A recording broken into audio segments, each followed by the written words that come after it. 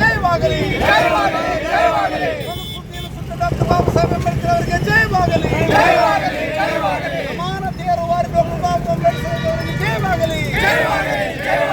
ಜೈ ಜೈ ಜೈ ಜೈ ಜೈ ಭೀಮ್. ಜೈ ಭೀಮ್ ಜೈ ಭೀಮ್. ಜೈ ಜೈ ಜೈ ಜೈ ಜೈ ಭೀಮ್. ಜೈ ಭೀಮ್ ಜೈ ಭೀಮ್.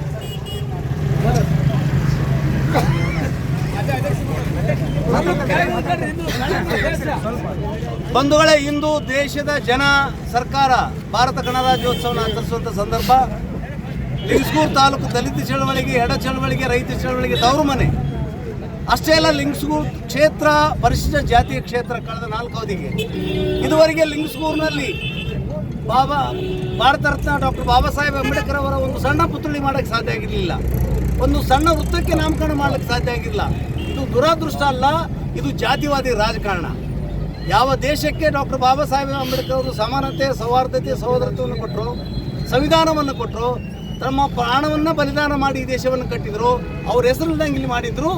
ಇವತ್ತು ಎಲ್ಲ ಗೆಳೆಯರ ಬಳಗ, ದಲಿತ, ಹಿಂದುಳಿದ, ಅಲ್ಪಸಂಖ್ಯಾತ ಎಲ್ಲ ಗೆಳೆಯರ ಬಳಗ ಸೇರಿಕೊಂಡು ನಮ್ಮ ಪಟ್ಟಣ ಪಂಚಾಯತಿ ಅಧ್ಯಕ್ಷರ ಸಮೇತ ಆ್ಯಕ್ಚುಲಿ ಇಲ್ಲಿನ ಲಿಂಗಸ್ಗೂರಿನ ಬಸ್ ಸ್ಟ್ಯಾಂಡ್ ವೃತ್ತ ಅಲ್ಲ, ಇವತ್ತಿನಿಂದ ಆ್ಯಕ್ಚುಲಿ ಇದು ಡಾಕ್ಟರ್ ಬಾಬಾ ಸಾಹೇಬ್ ಅಂಬೇಡ್ಕರ್ ಅವರ ವೃತ್ತ ಅಂತೇಳಿ ಕೂಡಲೇ ಸರ್ಕಾರ ನಿರ್ಣಯವನ್ನು ಪಾಸ್ ಮಾಡಬೇಕು. ಈ ಡಾಕ್ಟರ್ ಬಾಬಾ ಸಾಹೇಬ್ ಅಂಬೇಡ್ಕರ್ ವೃತ್ತದಲ್ಲಿ ಒಂದು ಉತ್ತಮವಾದ ಸೃಜನಶೀಲವಾದಂಥ ಅಂಬೇಡ್ಕರ್ ಪುತ್ಥಳಿಗೆ ಇಲ್ಲಿ ಅವಕಾಶ ಮಾಡಿಕೊಡ್ಬೇಕು.